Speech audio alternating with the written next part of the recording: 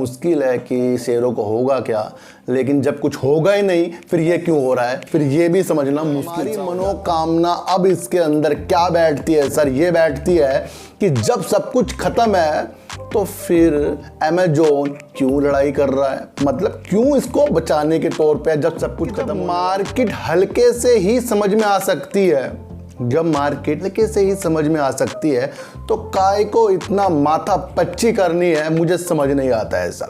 देखो सर, मैं मार्केट में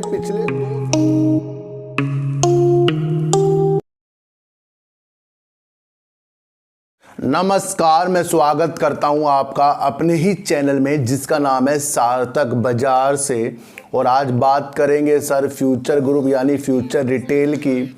और इसलिए बात करेंगे क्योंकि ये जो मसला है काफ़ी दिनों से उलझता बहुत ज़्यादा उलझ गया है और कहीं ना कहीं इसके अंदर हम सब उलझे ही पड़े हैं कि अब इसके अंदर होगा क्या, क्योंकि नई नई खबरें और नई नई जो चीज़ें इसके अंदर हो रही हैं शायद ही किसी शेयरों के साथ हुई होगी सर। इनकी बात करने से पहले आपको एक चीज़ बताऊं मैं सर कि जब मार्केट हल्के से ही समझ में आ सकती है, जब मार्केट हल्के से ही समझ में आ सकती है तो काय को इतना माथा पच्ची करनी है, मुझे समझ नहीं आता है सर।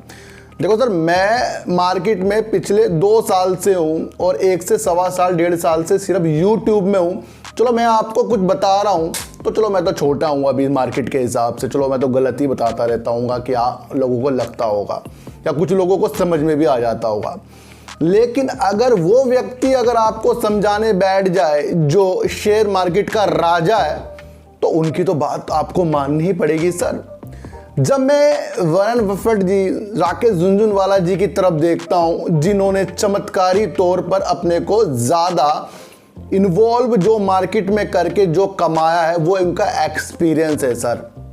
अगर मैं आपको कहता हूं कि मार्केट में लालच नहीं करना है, ऊपर शेयरों को नहीं खरीदना है, ज़्यादा बढ़ते शेयरों में देख लेना है कि वो शेयर प्राइस उस वैल्यू पे है जो वो शेयर है या वो नहीं है जहां पर उसे होना चाहिए, तो वही तो मैं आपको बता रहा हूं। जब आप देखते हैं कि वॉरेन बफेट जी भी यही कहते हैं कि ऊपर ज़्यादा बढ़ते शेयरों को ज़्यादा लालच के साथ देखना नहीं है और शेयरों को पहले से ही देख लेना है कि वो उस वैल्यू पे है या वो वैसे ही उस वैल्यू पे घूम रहा है सर।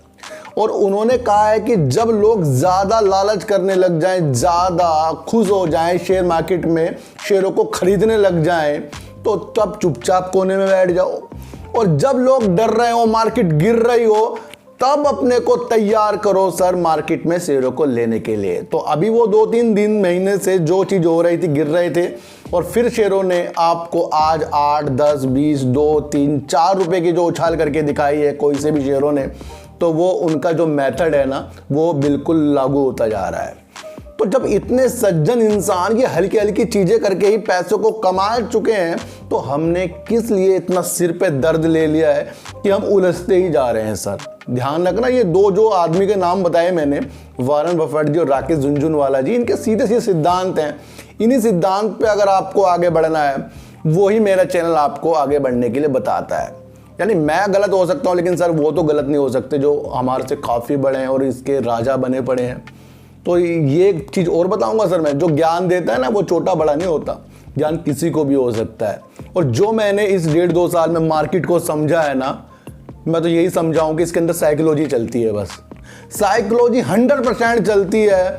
न्यूज 100% शेयरों को चेंज करती है और कुछ इसके अलावा इसके अंदर काम नहीं करता। तो आपको सबसे पहले साइकोलॉजी मजबूत करनी पड़ेगी सर। अब हुआ क्या है कि फ्यूचर रिटेल का मसला जब डील के वादों से उलझता हुआ जा रहा है, एनसीएलटी में दिवालियापन की जो प्रक्रिया चलती जा रही है और एक इसका जजमेंट को रिजर्व किया गया है और कहीं ना कहीं जो शेयर इतने ऊपर से अब 6-7 रुपए में मिल रहे हैं, तो हमारी मनोकामना अब इसके अंदर क्या बैठती है सर, ये बैठती है कि जब सब कुछ खत्म है तो फिर अमेजोन क्यों लड़ाई कर रहा है, मतलब क्यों इसको बचाने के तौर पे जब सब कुछ खत्म होने वाला है। जब अमेजॉन फ्यूचर रिटेल यानी फ्यूचर ग्रुप की डील को अंबानी के साथ होने से रोकता रहा है और अब भी रोक रहा है और अब वो फ्यूचर रिटेल को बचा रहा है, ये बात हमें उलझती हुई नजर आ रही है सर। अमेजॉन ने सर एक जो पत्र लिख दिया है ना स्वतंत्र निदेशकों को, यानी कि फ्यूचर रिटेल के इंडिपेंडेंट डायरेक्टरों को जो पत्र लिख दिया है, वो ये दर्शा रहा है, वो ये बताने की कोशिश कर रहा है कि बयानी जी और बयानी के परिवार जी, उनके अंदर कुछ कपटपूर्ण और दुर्भावनापूर्ण वाली नीति उनके अंदर है, इसकी जांच की जाए सर। इन्होंने ये गुहार स्वतंत्र निदेशकों के साथ लगाई है, जिसमें रविंदर जी धारीवाला और जेकब मैथ्यूबिन शामिल हैं। तो कहीं ना कहीं स्वतंत्र निदेशक के पास जो पत्र पहुंचा है वो ये दिखा रहा है कि वो ये बता रहा है कि बयानी जी इसके सब कुछ बिगाड़ने वाले खेल को हैं, क्योंकि अमेजॉन ने इतना बड़ा लगा दिया है उनके ऊपर आरोप कि कपटपूर्ण और दुर्भावनापूर्ण तरीके से ये कार्य हुआ है सर। ये बहुत बड़ी बात होती है सर। मेरा मानना यह है कि जब कहीं से भी कुछ चीज़ें नहीं निकल कर आ रही है, फिलहाल शेयर प्राइस बहुत नीचे है, तो रिजल्ट के मसले तो फंसे पड़े हैं इसके अंदर अभी सर। और फिर जब इसके अंदर रिजल्ट के मसले फंसे पड़े हैं कि भाई अभी जजमेंट जो रिजर्व हुआ पड़ा है एनसीएलटी में दिवालियापन वाला जो बैंक ऑफ इंडिया ने किया था, तो ये मान लेते हैं कि फिर वो रिजल्ट आने के बाद ही इसकी दिशा निर्देश तय होगी। लेकिन जब इसके अंदर कुछ बचा नहीं है तो फिर फ्यूचर ग्रुप के जो शेयर हैं, जो कंपनी काम करती है, उन्होंने ट्रेडिंग विंडो क्यों बंद कर दिया। इनसाइडर जो अंदर के लोग होते हैं खरीद ना लें भाई, या बेच के ना भाग जाएं। तो ये सारी प्रक्रिया इसके अंदर चल रही है सर। 947 स्टोर अंबानी ने लिए और अपने जितने भी स्टोर थे उन्होंने अच्छा काम करके दिखा रहे हैं। स्मार्ट बाजार वो गांव तक पहुंच गए हैं सर, जा रहे हैं, वो बढ़िया काम कर रहे हैं अपना, उन्होंने तो अपना काम बढ़िया कर लिया है।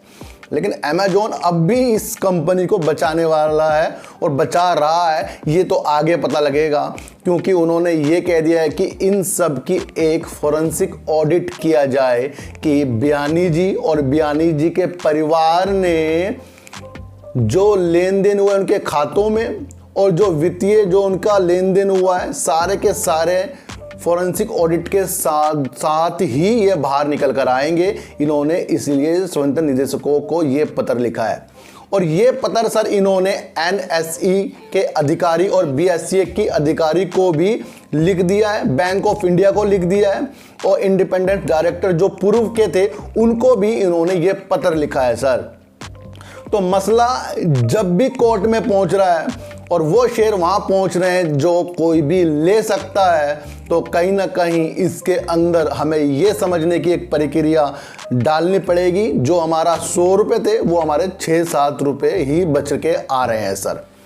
तो जब इतना हमने झेल लिया है, थोड़ा सा तो और हमें झेलना पड़ेगा, क्योंकि एक जो पेंडिंग मामला है दिवालियापन वाला, उसका जो भी ऑर्डर कभी भी सर आ सकता है। फिलहाल तो ये जो कर रहा है ना अमेजॉन, ये पॉजिटिव संकेत दिखा रहा है सर।